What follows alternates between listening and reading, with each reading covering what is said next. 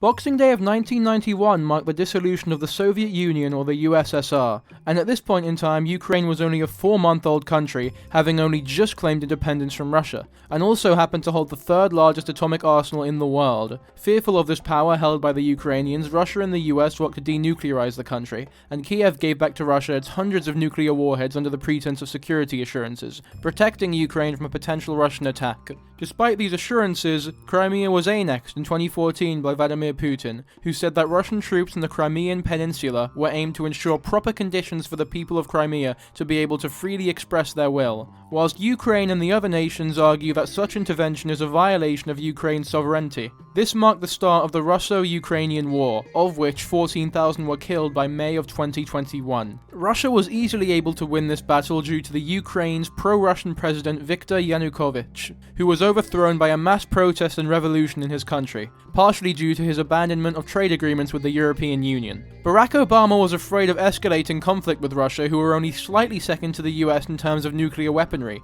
and so a diplomatic response was slow to mobilize, and weaponry was slow to be provided to Ukraine. Putin is clearly resentful of Western interruptions towards Russia as a superpower, believing that Russia and Ukraine were and are one people, only disregarded as such due to the wall that the West has built between the two. The West's contribution is a direct threat to the rise of Russian influence to make it similar to that of the Soviet Union, which is something Putin clearly desires, and it's a vision that Ukraine is required for to manifest.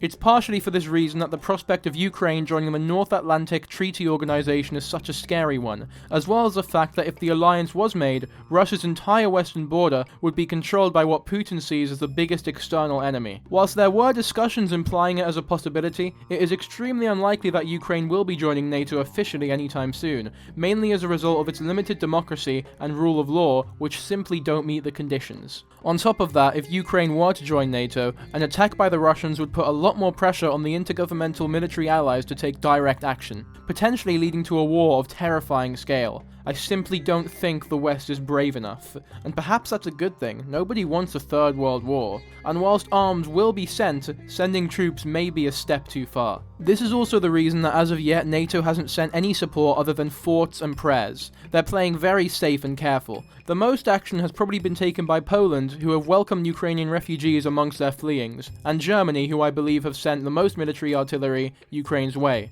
Other countries are also welcoming refugees, but Poland was the first and most open. It goes without saying that the stakes and actions have risen dramatically as of recent, and this may be the result of Ukrainian President Vladimir Zelensky, a former actor and comedian who actually played the president at one point. Zelensky promised a peaceful resolution and negotiation to the current affair with Russia, something Putin was open to as he probably thought it would be relatively easy to sway and manipulate this supposed political amateur, but he couldn't be more wrong. Due to Zelensky's unorthodox background for a political figure, many were underestimating his prowess, and so Putin demanded that peace be made if pro-Russian regions were brought back into the Ukraine via the 15 Minsk agreements, which was basically a scheme for Moscow to take control. This was an offer that no Ukrainian president could even consider, spurring Zelensky to openly discuss the possibility of joining NATO. In spring of 2021, Putin began sending troops and weaponry closer and closer to the Ukrainian borders for military exercises. This caught President Biden's attention, but much like Barack Obama, he was simply too hesitant to act upon it.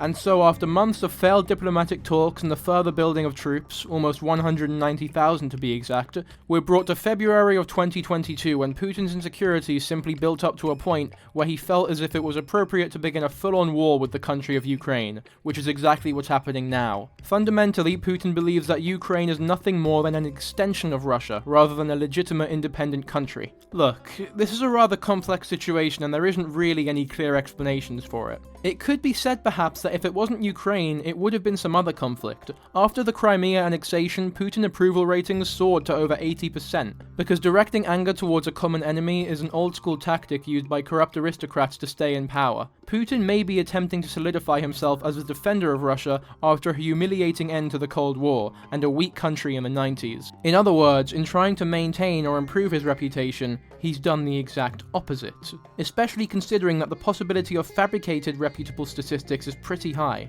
The majority of Russians don't want war. It's just Putin, who is now one of the world's biggest dictators. one who is now attempting to forcibly repress his people to prevent protest, arresting those who display their distaste towards the war. Despite this, protests are still occurring at a mass scale, so if that doesn't tell you that the Russians are largely innocent, I don't know what does. And for those who believe the argument of, well, the Russians chose for Putin to be elected, so it is partially their fault, I don't think you realize just how little influence the Russian people have over the Russian political system, which is completely and utterly broken. As much as us Brits love to complain about Boris Johnson, we often take for granted how privileged we are for being able to openly criticize him. So those are the origins of this war, but the results and events are very early days and difficult to predict. The most likely outcomes are that NATO countries will begin to spend more on military defense, as the majority of countries have been underfunding in this excessively peaceful time. And when it comes to the escalation of war, World War III is extremely unlikely, with something more akin to the Cold War being far more probable.